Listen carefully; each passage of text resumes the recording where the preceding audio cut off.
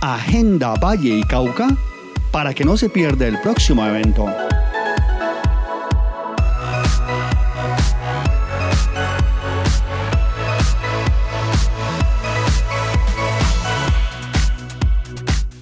El pasado 21 de mayo se conmemoró un año más de la abolición de la esclavitud en Colombia. En virtud de ello, la Universidad del Valle, en su campus Carvajal de Santander de Quilichao, se realizaron varias actividades encaminadas a dicha conmemoración, entre las cuales solamente destacaremos dos de ellas en lo que se ha llamado el Día de la Afrocolombianidad. La primera fue una conferencia sobre historias, costumbres y cultura afro, ofrecida por el maestro Carlos Alberto Velasco, versado en estudios afro-latinoamericanos, quien nos ilustró de una manera muy clara y didáctica algunos aspectos de relevancia en temas sobre la comunidad afrodescendiente en Colombia. En la segunda parte del programa tendremos el conversatorio del lingüista Federico Pérez con su exposición fotográfica Infancias, de un trabajo realizado en la comunidad de Valle Solano en el Chocó. Les invitamos a que disfruten del presente programa. Muchas gracias a Alexander, a mi hija Karen Natalia, que me invitaron a conversar hoy alrededor de un tema que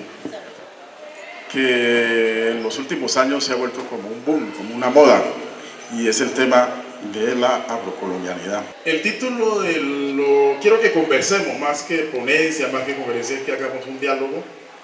Un diálogo implica pues en las dos vías, alrededor de lo que tiene que ver con lo afro, qué se está haciendo últimamente, cómo se está pensando. Empecemos por este término creatividad.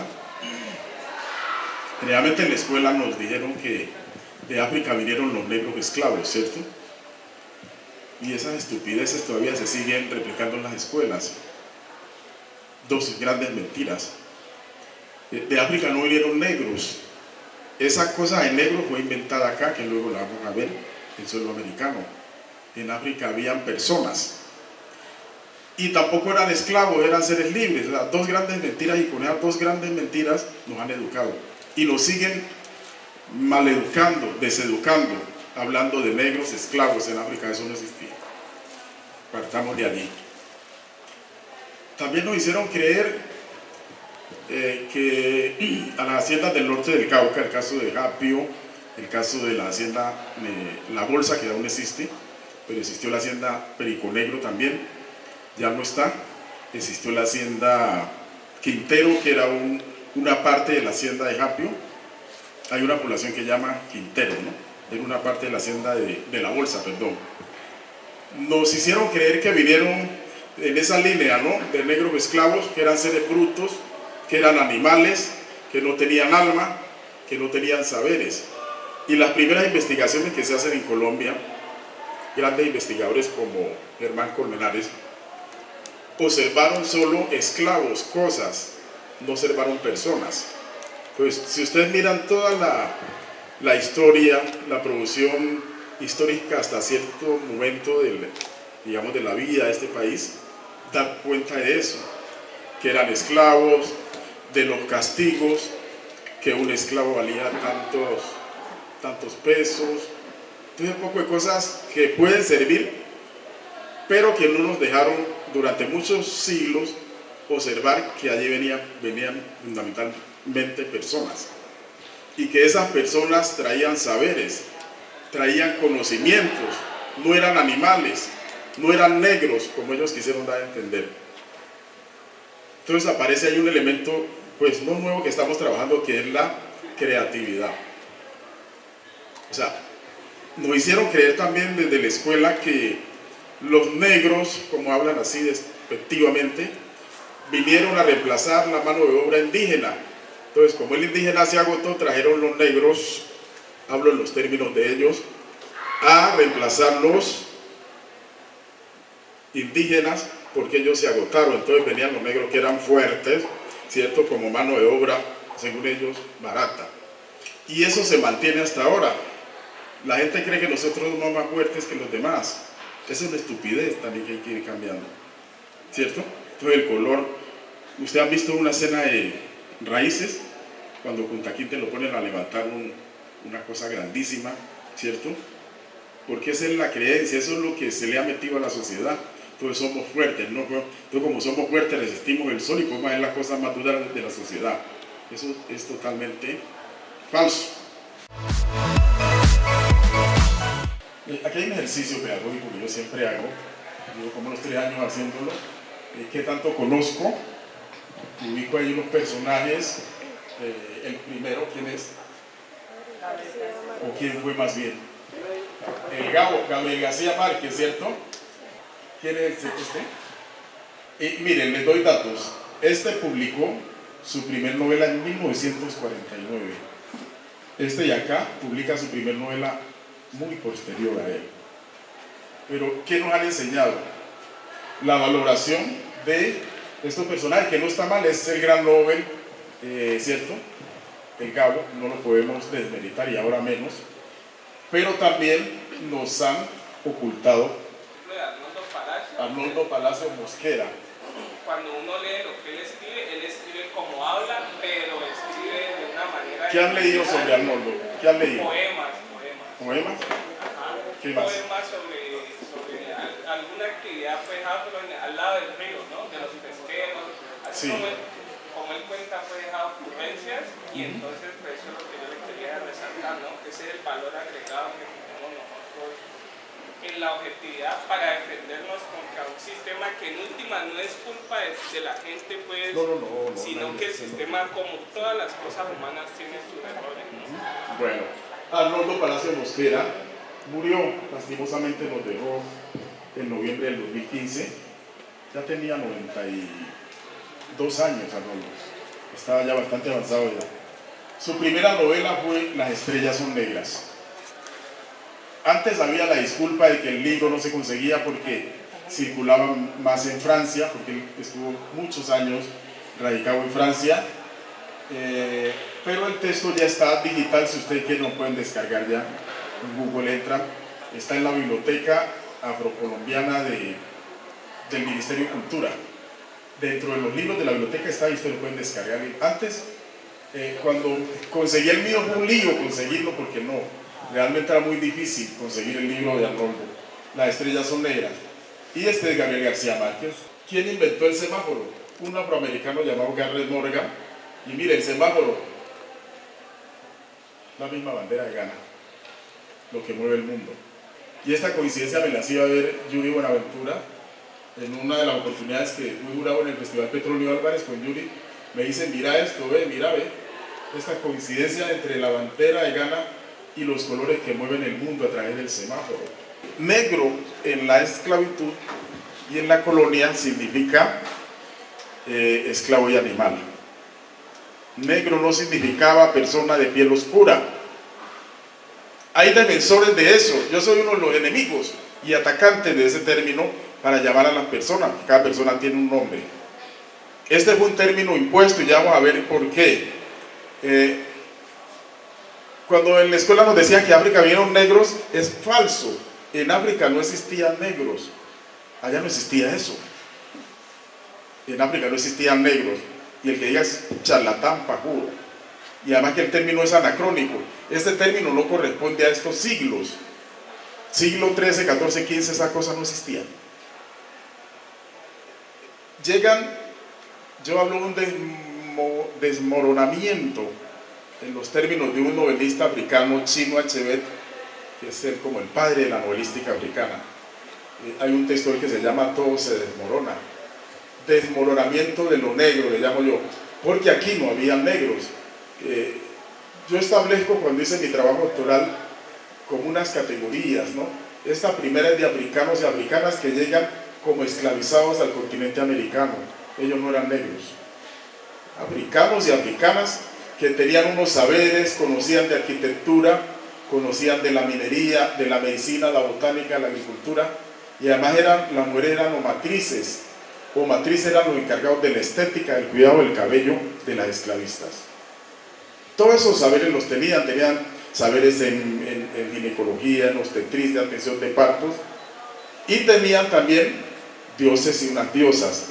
Miren que este es un elemento que es bueno tenerlo en cuenta. Había reconocimiento de dioses, hay reconocimiento de dioses masculinos y de las diosas femeninas.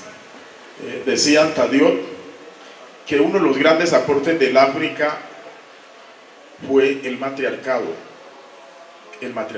La mujer tenía un lugar privilegiado en las culturas africanas.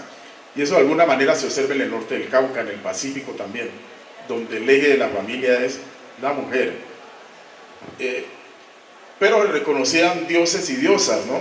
El caso de Yemayá, que era la madre de Changó, el caso de Ochum, pero también de unos dioses, ¿cierto? Hoy yo estoy haciendo homenaje a un dios llamado Obatalá, se viste uno de blanco. Tenían un pensamiento filogínico. Este es un término casi en desuso, pero tiene que ver con ese amor hacia la mujer. Eso es un aporte de las culturas africanas. Entonces, hablar del África y los dioses es hablar de dioses masculinos y femeninos. Pero me voy a la etimología del término negro y viene de necro, que significa cadáver. Necro significa cadáver, de ahí viene la palabra necrosia, necrofilia, eso significa etimológicamente. Entonces, un término esto para denominar a una persona. Miren todo, sigamos bajando. El término cimarrón es un término también animalesco, de manejo animal. Y el cimarrón era un ganado que se volaba de los potreros, se volaba en los potreros y se iba, le llamaban ganado cimarrón. Entonces el cimarrón es un término de uso animal. ¿Y lo emplearon para quiénes? Para los africanos que se volaban del régimen. Y aquí en Colombia tenemos un movimiento que orgullosamente se llama cimarrón. Contradicciones, ¿cierto? Cimarrón es un animal. No me puede decir que era una persona, cimarrón es un animal. Entonces, para el europeo que manejaba solo los animales, aplicó muy fácil lo que estaba más cerca de ellos. Porque hay una ley antropológica que dice que uno no puede hablar de lo que no conoce. Ellos conocían el manejo animal y entonces lo aplicaron a los africanos. Y ahora hay personas que hemos estudiado y seguimos aplicando la misma terminología de corte animalesca para llamar a las personas. Bajemos, el término amo. Mire, el término amo tiene que ver supuestamente con el dueño de un esclavizado, pero es una persona que está al cuidado de un animal, sé que tienen animales y mascotas, ese es un amo. Y también es un término que lo aplican a los africanos y africanas. Hay unos escenarios, la escuela, primero la escuela de prejuicios, ahí la casa, perdón. Esa es la casa donde los niños nacen sin prejuicios. Los niños nacen sin prejuicios, lo decía un sociólogo. Y eso ustedes lo han vivido, ustedes saben que así es. El niño no pone a ver que este es clarito, que este es oscuro, sino que los niños arman su amistad y empiezan a jugar. Los adultos le siembran los prejuicios. No se junte con esta persona, porque huele feo, porque tiene piojos, etcétera, etcétera. Como es la casa, la primera escuela de prejuicio, tiene que ser la primera escuela donde se combate el prejuicio. No quiere decir que vamos a hacer, digamos, el rechazo a la inversa de la gente que no es de nuestra etnia, sino que hay que empezar a desarrollar estrategias en la casa que combatan eso. Una estrategia es bajarle el consumo a la televisión, que la televisión sí agrede fuertemente ese componente, ¿no?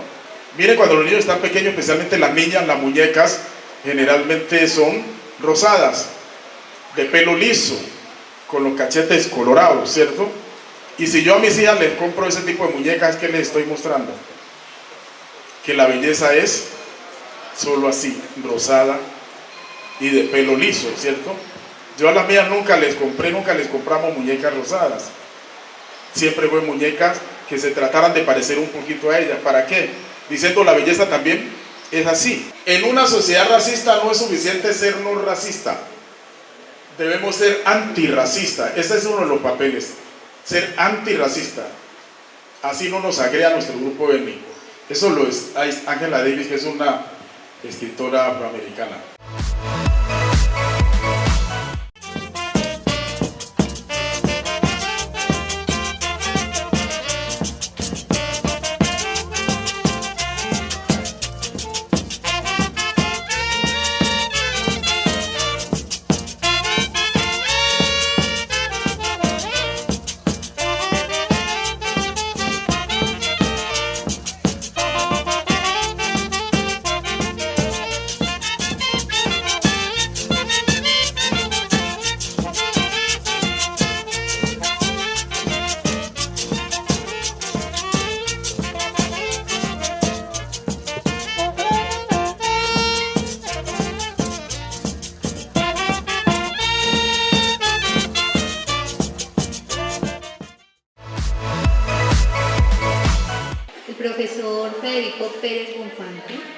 es licenciado en lenguas modernas, magíster en lingüística y español.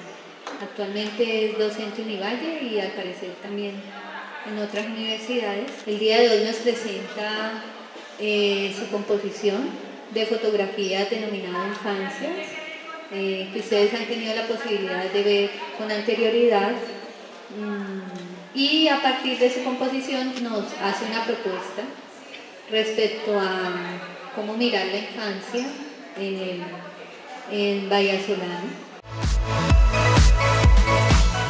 ¿Qué se propone? ¿Cierto? Digamos que con la fotografía, ¿hasta dónde se puede proponer algo? Y en este caso, ¿cierto? Porque esa conexión que usted tiene con la imagen que hizo de manera específica con los niños y con los adultos, ¿cierto?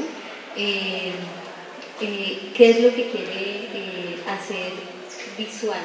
¿Qué es lo que quiere hacer presente en los ojos de los demás? Que nosotros que vamos de manera desprevenida, ¿cierto? Viendo tantos niños, tantos adultos mayores, ¿cierto? No los dejamos pasar. Entonces, ¿hasta dónde lo que usted hace, ¿cierto? ¿Qué es lo que quiere proponernos? La profe me va a disculpar con la respuesta que voy a dar. Claro, eso es un conversatorio. Si notan, las fotografías no tienen título.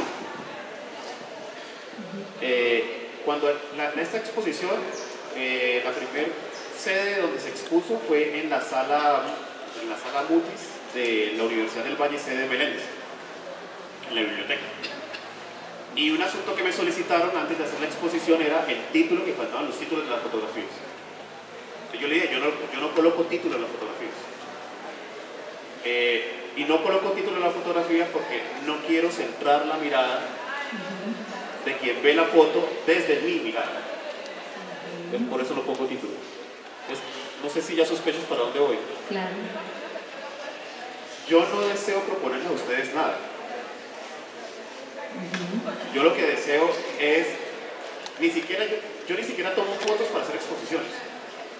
La biblioteca en Univalle, que yo conozco a la coordinadora del área cultural de la biblioteca, Ruby Grisales, estamos agregados en Facebook. Yo esta colección, lo primero que hice fue publicarla en mi cuenta de Facebook. A ella le gustó mucho y dijo, ¿por qué no hacemos una exposición en Univalle? Y le dije, pues bueno, pues sí, decía, hacela, no tengo libro. Entonces, en principio yo no tomo fotografía para hacer una exposición. Pero ya que se dio, digamos, esta exposición, yo no quisiera señalar qué le propongo al público, sino que me gustaría más que el público se fuese como en un laberinto por la exposición. Y probablemente la exposición le revele cosas que ni siquiera yo he visto. Porque creo que la fotografía es profundamente subjetivo. Entonces, en ese sentido, se conectará con cada uno de los presentes de una manera muy particular, distinta probablemente de la forma como yo me conecto con la fotografía. Entonces, por eso dije, profe, que le iba a pedir que me disculpara por la respuesta, pero yo no tengo la pretensión de proponerles nada. Ahí está la exposición y más bien es irse por ella, a ver ella qué les dice. Y les dirá de acuerdo, no necesariamente a la fotografía en sí misma, les dirá de acuerdo a ustedes, a sus trayectorias de vida, les dirá de acuerdo a sus propias infancias. Entonces, no tengo mucha respuesta para ese interrogante. Bueno, pero yo le tengo otra pregunta. En ese ir y venir del ejercicio de la fotografía y en ese intercambio de revelaciones, ¿cuáles le ha sorprendido más entonces? De las reacciones del público. Sí, de las reacciones, las revelaciones, de las lecturas que ha hecho ese otro. Tengo una que me resulta muy atractiva, muy atractiva y no porque haya sido un halago, sino todo lo contrario, porque ha sido un insulto. O ha pretendido ser un insulto. En Meléndez, en Univalle Meléndez, Cali, la exposición está acompañada de un libro. Entonces en el libro las personas colocan comentarios en relación con la muestra. Hubo dos comentarios que me llamaron profundamente la atención y que quisiera recuperarlos porque son como el ají de la empanada, entonces también podemos hablar un poquito a partir de allí, ¿no? Estas fotografías fueron hechas en Vallasolano. Vallasolano es un municipio del departamento del Chocó. Y hubo dos comentarios que voy a tratar de recordarlos exactamente, decían fotografías que romantizan la pobreza. Y el otro es, comen mierda pero están felices. Entonces era un poco como una insultada, ¿no? Como una vaciada. Y yo dije, sí, es decir, entonces recordé inmediatamente cuando leí esos comentarios una conferencia que yo no sé si ustedes la hayan visto, que la mayoría son de trabajo social, que creo que para mí es definitiva. Se llama El peligro de una sola historia, de Chimamanda Adichie. Esa es una mujer espectacularmente bella, no me refiero, digamos, a la forma como la veo físicamente, que además me resulta espectacularmente bella, sino la mujer que es en su ser, profundamente hermosa. Chimamanda lo que dice es muy peligroso cuando sobre un pueblo se ha construido un solo relato, porque ese termina siendo una condena de ese pueblo. Y entonces ella llama un poco para que los pueblos tomen su propio, tomen voz y tengan el derecho de nombrarse a sí mismos. No significa que otro no lo pueda nombrar, ella no niega eso, pero lo que dice es, ojo con no condenar al otro a ser nombrado desde fuera de sí. Eso es tremendamente peligroso, porque se construye un estereotipo. Y ella dice que el estereotipo no es que necesariamente sea falso. Lo que dice es que en ese estereotipo pueden haber verdades a medias, aquí pueden haber mentiras. Que es necesario completar o que es necesario contrarrestar. Estas fotografías, a mi manera de ver, pretenden ser un esguince, una salida del relato incompleto del Chocó. El relato del Chocó es que mueren de hambre, abandonados, excluidos. Es decir, si me metiera en una clave religiosa, diría, es el infierno. Más o menos un poco lo que nos quieren decir siempre del Chocó. Y me parece que ese es un discurso que construye un estereotipo. Es un poco como el discurso de nuestros barrios populares en las ciudades. Yo no vivo en el barrio El Vergel del distrito de Agua Blanca, pero quienes tengan alguna idea de Cali y el distrito de Agua Blanca, pues el distrito de Agua Blanca es el infierno de Cali, más o menos, un poco como la prensa lo ha registrado. Pero cuando uno va y se inserta dentro del territorio, pues uno encuentra una cantidad de caras. Y uno dice, pues aquí lo que ha habido es una dominación del territorio sobre la base de un relato por fuera del territorio. Entonces cuando yo viví en el Chocó un tiempo, es cuando viví en el Chocó, pues me fui haciendo fotografía. Casi todos los días salía a hacer fotografía, un poco para poder respirar. De pronto en algún momento también me refiero a este asunto de por qué hago fotografía. Y cuando retorné a Cali, 7 meses después, me puse un poco como a revisar las fotos. Y lo que había ocurrido es que mi ojo se había ido por los niños y las niñas, en términos generales. Eso era lo que yo había fotografiado. Yo fotografío la cotidianidad porque creo que en la cotidianidad hay unas grietas donde florece la vida. Es un poco como cuando uno ve, si uno se encontrase, que creo que todos lo hemos visto, en un piso de concreto en ocasiones crece hierba en sus grietas. Eso es un poco para mí la fotografía. Y creo que la cotidianidad está llena de grietas. Lo que pasa es que por andar de afán no vemos las grietas. Pasamos por encima de las grietas. Y resulta que en las grietas está la vida. En el cemento, en ese piso de cemento, en esa vía, en ese edificio, etc., creo que no está la vida. Entonces, yo intento fotografiar aquello que me permite respirar. Y son esas grietas cotidianas, que creo que no hay que buscarlas muy lejos. Creo que están frente a nosotros todos los días. Y creo que andar con una cámara, angustiado con el mundo, y andar con una cámara como que si tienes una cámara al hombro, pues tienes que fotografiar algo, ¿no? Y si andas angustiado con el mundo, pues tratar de buscar esas posibilidades de vivir. Entonces, andar con una cámara al hombro me obliga un poco a fijar el ojo en algún lado. Y donde fijo el ojo es en la infancia, de creo que hay mucha vida, y en los viejos, donde ha habido mucha vida, pero la muerte está cercana. Y ellos lo saben. Y quizá por eso la mirada es tan potente. Entonces allí te preguntaría si a partir de la fotografía, haciendo énfasis en la vida, desde la mirada de un niño, desde la mirada de un anciano, ¿cierto? Si con la fotografía, o sea, la fotografía puede ser un instrumento de transformación de la vida. Bueno, esta conversación está difícil, carajo. Si la fotografía puede ser un instrumento de transformación. Pues yo creería que sí, pero eso tendrá que ver también un poco como con la búsqueda de cada quien.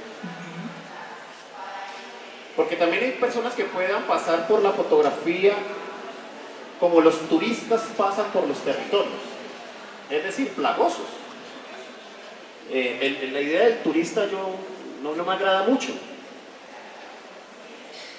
Y entonces un territorio potente pudiese cambiarte la vida, pero también depende de tú cómo te dispones. Si te dispones como turista, pues no te cambió nada. Es decir, fue una práctica de consumo del territorio, incluyendo obviamente a la gente del territorio. Cuando decimos que vamos de vacaciones a San Andrés, ¿qué es lo que conocemos de San Andrés? Pues no conocemos nada. Nos metemos en un edificio, salimos en unos tours ya organizados, nunca nos disponemos a hablar con el raizal, a dormir en la casa de él, a irnos a emborrachar con él, a los sitios de rumba de él, a los sitios de rumba del turista. Entonces creo que con la fotografía también puede pasar un poco eso, es decir, con la fotografía y con todo.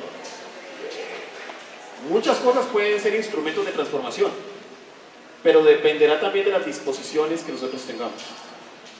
Otro instrumento, para mí, por ejemplo, muy potente, ha sido instrumento de deconstrucción, de reconstrucción de mí mismo, el cine. Bueno, yo soy adicto al cine, no me considero cinéfilo. El cinéfilo tiene esta enciclopedia cinematográfica que a mí no me interesa. Yo soy más un adicto al cine porque el cine me parte la vida.